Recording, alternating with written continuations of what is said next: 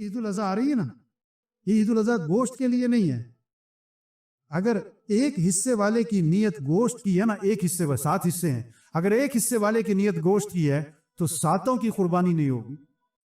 ہاں، یہ نہیں کہ فریج ٹھیک کرا لو گوشت جمع کر رہے ہیں، یہ گوشت کے لیے نہیں ہے بھائی.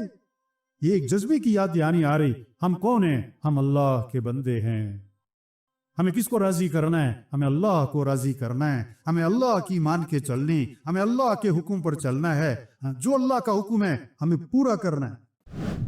اب ایک آدمی 1 کروڑ روپے صدقہ کر دے، 10 کروڑ روپے صدقہ کر دے اور 20-25 ہزار روپے کی قربانی نہ کرے، جانور ذبح نہ کرے، تو یہ اللہ کے ہاں فرما بردار ہے کہ نافرمان ہے؟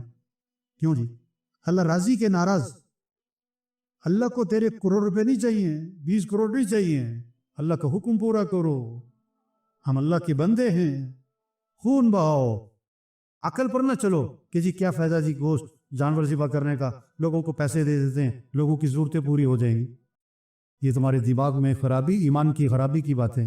تبلیغی عوام آج کا حکم گوشت، قربانی، جانور ذبح کرو. اس جذبے کی یاد دہانی یہ عید الاضحیٰ آ رہی ہے.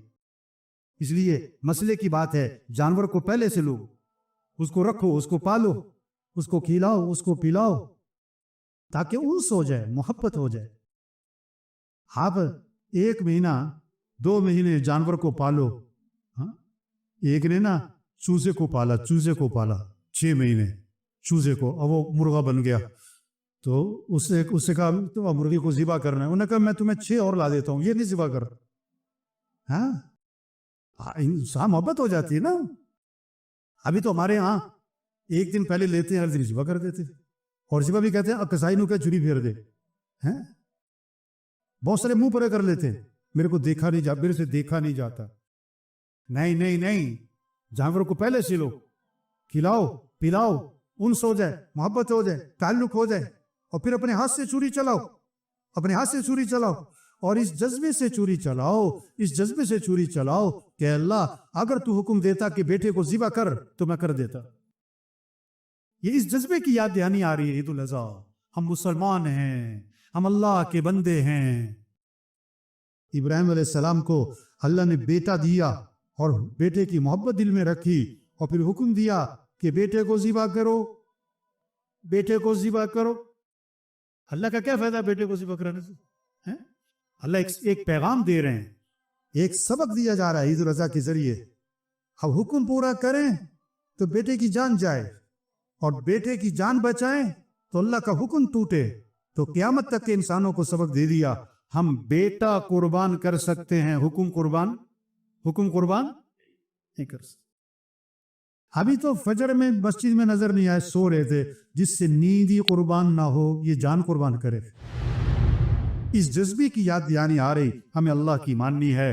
ابراہیم علیہ السلام 100% تیار ہو گئے بیٹے کو ذبح کرنے کے لیے. یہ ہے ایمان کا تقاضا. اب بیٹے سے پوچھا کہ بیٹا یہ حکم ملا ہے کہ تجھے ذبح کروں، اب بیٹا بھی کس کا ہے؟ ابراہیم علیہ السلام کا. اور تربیت کس کی ہے؟ ہاجرہ علیہ السلام. والد تو چھوڑ کے چلے گئے تھے. اسماعیل علیہ السلام کس کے پاس رہے تھے؟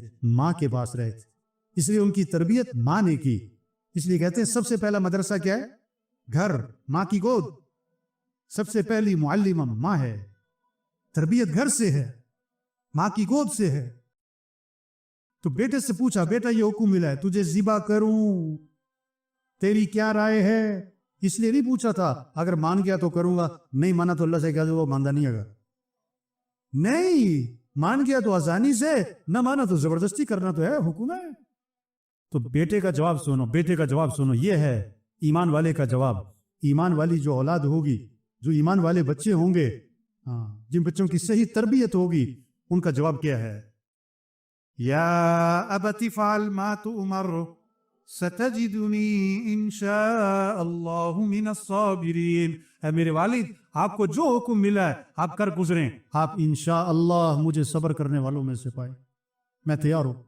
کس کے لیے؟ اللہ کے حکم پر قربان ہونے کے لیے. اور باپ سے کہا کہ ابا ہم آنکھوں پر پٹی باندھ دیں کہ آنکھیں دونوں مل نہ جائیں، چھری چلانا مشکل نہ ہو جائے، میرے پاؤں کو بھی باندھ دیں तड़पूंगा, खून के छींटे आपके कपड़ों पे पड़ेंगे, मां देखेगी तो दुख होगा। बेटा भी तैयार है हुक्म पर कुर्बान होने के लिए। हाजिर अलैहिस्सलाम को शैतान ने का पता कहां लेकर गए? ज़िबा करने। उनके ये कैसे हो सकता है कि अल्लाह का हुक्म आया है? उनका अच्छा, अगर अल्लाह का हुक्म है और तू अल्लाह के हुक्म से रोकता है तो तू शैतान है। वो भी 100% तैयार। दुनिया में 3 तबके हैं, मर्द, औरत और बच्चे। इन 3 तबकों में ये जज्बा आ जाए, हमें किसको राजी करना है, हमें किसकी मान के चलनी है, हमें किसके हुक्म पर चलना है। अपनी मर्जी पे नहीं चलना, अपनी ख्वाहिश पर नहीं चलना, अपनी समझ पे नहीं चलना, अपनी अकल पे नहीं चलना, हमें तजर्बा नहीं देखना, हमें फैशन को नहीं देखना, हमें रिवाज को नहीं देखना, हमें माहौल को नहीं देखना, हमें बिरादरी के तरीकों को नहीं देखना, हमें तो अल्लाह के हुक्म को देखना है और हमें तो हजरत मोहम्मद मुस्तफ़ा सल्लल्लाहु अलैहि वसल्लम का तरीका देखना है। इस जज्बे की ये याद दहानी आ रही है। ईद उल अज़हा, हम अल्लाह के बंदे हैं, हमें अल्लाह को राजी करना है।